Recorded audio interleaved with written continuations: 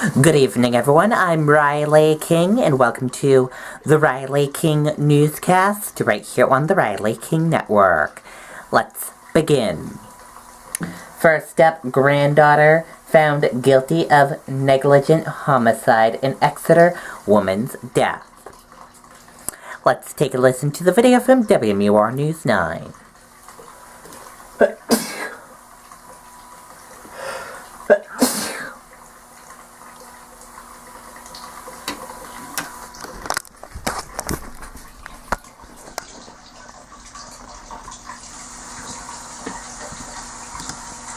We do begin with breaking news. A guilty verdict in the neglect case centered on the death of a 76-year-old Exeter woman. Her granddaughter, Marital Santil, has just been found guilty of negligent homicide and failure to report elder abuse. But she was found not guilty of criminal neglect of an elder adult. Nancy Parker died days after she was found on the floor of her home, filled with trash and dog feces last year.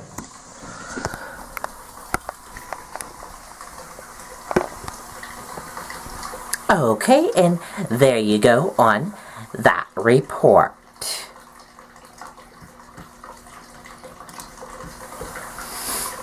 Now let's take a look at your markets and see how your markets closed for this Monday evening. And here's a look at the markets right now for your Monday evening.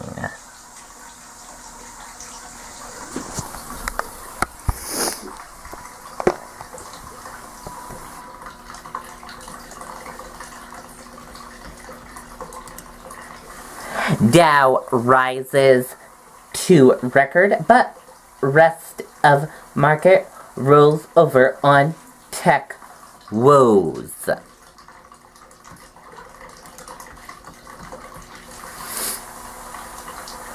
The Dow Jones Industrial Average notched a record closing high on Monday after the Senate narrowly passed a major tax bill over the weekend.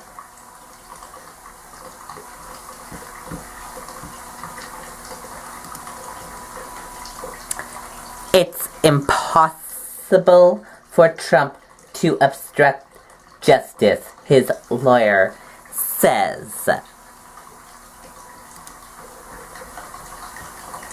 Let's take a listen to the video from ABC News. My sinuses. I mean, could you be any more dramatic? I've had it. I'm taking Mucinex Sinus Max. It's got a triple action formula. Carl? Mucinex Sinus Max. Triple action fights pain, congestion, and pressure. Let's end this. Russia investigation and new questions this morning about what former National Security Advisor Michael Flynn's plea deal with the special counsel will mean for President Trump. The president attacking the FBI on Twitter over the weekend. Our senior justice correspondent Pierre Thomas has more, joins us from Washington. Good morning, Pierre. Robin, good morning. Flynn's guilty plea and pledge to cooperate with the special counsel is creating intense drama here in Washington, with many wondering what he's going to say and who, if anyone, he might implicate. And the president this weekend took aim at the FBI, calling its reputation in tatters, setting the stage for potentially more confrontation as this case unfolds. The critical question, will the stunning guilty plea of former National Security Advisor and now convicted felon Michael Flynn reach further into the White House? I think what we're beginning to see is the putting together of a case of obstruction of justice. President Trump telling reporters this morning he feels badly for Flynn. I will say this, Hillary Clinton lied many times to the FBI. Nothing happened to her. Flynn lied and they destroyed his life. I think it's a shame.